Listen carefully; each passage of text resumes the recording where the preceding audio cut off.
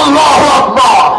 আবু হুরায়রা বলেন, আমি যদি গাজওয়াতুল হিন্দে লড়াই করতে করতে শহীদ হয়ে যাই, কুনতু মিন আফদালিশ শুহাদা, আমি হব শ্রেষ্ঠ শহীদদের একজন। ফাইন আরজি, আর যদি যুদ্ধ করে আমি শহীদ না হই, আমি যদি গাজী হয়ে ফিরে আসি, ফাআনা আবু হুরায়রা আল মুহাররার, আমি হব জাহান্নাম থেকে মুক্ত আবু হুরায়রা। জোরে বলুন আল্লাহু আকবার। সুতরাং গাজওয়াতুল হিন্দের দামামা বেজে উঠছে, ভারত চক্রান্ত শুরু করেছে, ইন্ডিয়া ষড়যন্ত্র করছে। এই চক্রান্ত রুখে দেওয়ার জন্য আমাদের প্রস্তুতি গ্রহণ করা দরকার আছে না নাই? জোরে বলেন আছে না নাই? আমি ঢাকা উত্তরের তরুণ যুবকদেরকে বলবো, খবরদার খবরদার, তুমি যদি ইসলামে বিশ্বাসী হও, আল্লাহর নবীর হাদিসে বিশ্বাসী হও, হিন্দুদের চক্রান্তের পদফলে পা দিবে না। ওরা উস্কানি দিবে, ওরা ষড়যন্ত্র করবে, কিন্তু তোমাকে বিচক্ষণতার সাথে সেই ষড়যন্ত্রের মোকাবেলা করতে হবে। ভালো করে শোনো, আল্লাহর নবী বলেছেন গাজওয়াতুল হিন্দে মুসলমানরা 3 দলে বিভক্ত হবে। একদল হিন্দুদের সাথে পরকীয়ায় লিপ্ত হবে।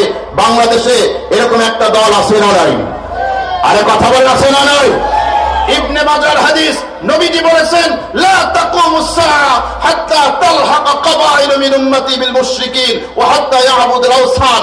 আল্লাহর নবী বলেন, কিয়ামত সংঘটিত হবে না যতক্ষণ না পর্যন্ত আমার উম্মতের একটা দল মুশরিকদের সাথে মিলিত হবে। আল্লাহ রাসূলের হাদিসের বাস্তবতা আছে না নাই?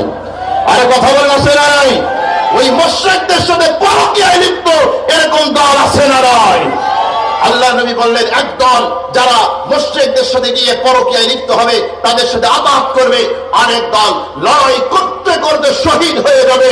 আরেক দল ওই ভারতের বড় বড় রাজাদেরকে, জালেমদেরকে শিকলে বেঁধে ইমাম মাহদী আর ঈসা আলাইহিস সালাতু ওয়াস সালামের কাছে নিয়ে যাবে।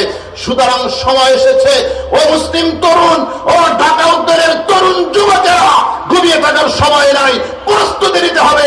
প্রয়োজনে মাতৃভূমি রক্ষার জন্য, ইসলামকে রক্ষার জন্য ভারত যদি বাংলাদেশের দিকে আবার তাকায়, আবার যদি ফিরে তাকায়, ওদেরকে প্রতিহত করার জন্য কারা কারা রাজি আছে? হাত উঁচু করে আল্লাহকে দেখাও।